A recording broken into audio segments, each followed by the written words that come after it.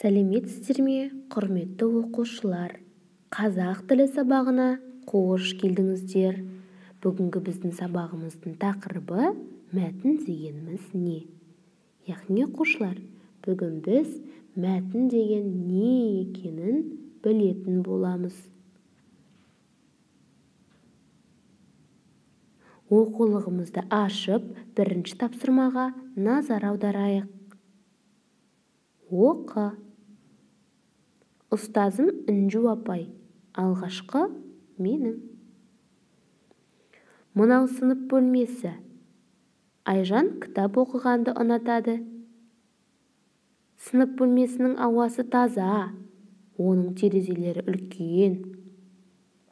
Әдемі парталар 3 қатарға тізіп қойылған. Мұғалім үстелі мен орындығы бөлменің оң жағында тұр.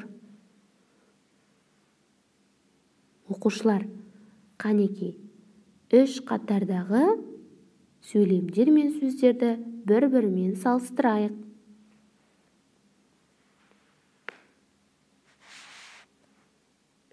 Оқушылар, қай қатарда сөздер берілген?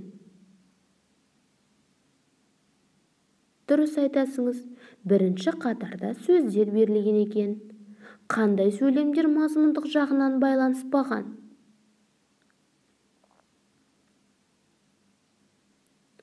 Дұрыс айтасыңыз, бірінші және екінші қатардағы сөйлемдер мазмұндық жағынан байланыспаған. Қай сөйлемдердің орнын ауыстырып айтуға болмайды?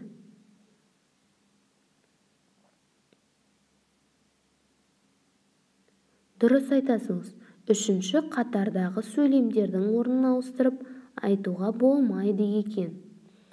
Оқушылар, біз нені байқадық?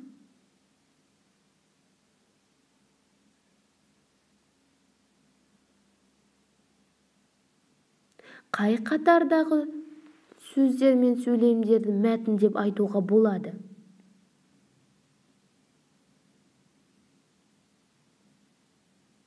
Жарайсыңдар. Үшінші қатардағы сөйлемдерді мәтін деп айтуымызға болады екен. Жарайсыңдар оқушылар.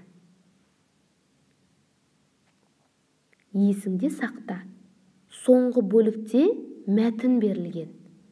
Мәтін құрамындағы сөйлемдер мазмұны жағынан өзара байланысқан. Мәтін деп оқушылар, мазмұны жағынан өзара байланысты 2 не одан да көп сөйлемнен құралады. Мәтін құрамындағы сөйлемдер ортақ бір тақырыппен бірігеді. Келесі оқушылар, екінші жаттығуға назар аударамыз. Екінші жаттығу жазбаша орындалады.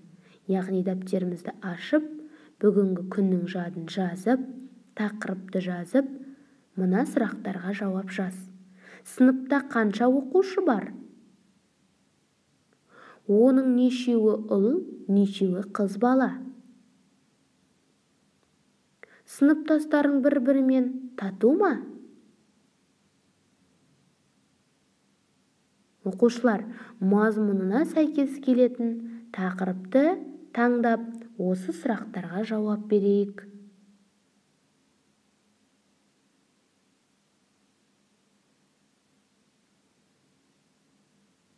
Ендеше бұл тапсырманы орындап болсақ, келесі оқу тапсырмасына назар аударамыз. 4-ші жаттығу оқу тапсырмасы. Алдымен, сонан соң, сонан кейін, ең соңында сөздерін пайдаланып, суреттер бойынша мен кезекшімін тақырыбына мәтін құрастырып жаз.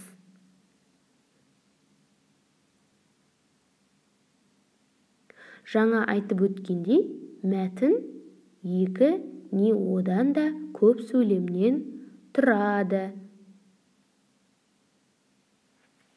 Яғни осы ережені бірнеше рет қайталап, маған видео ролик арқылы жібереміз. Осымен бүгінгі сабағымыз аяқталды. Келесі кездескенше.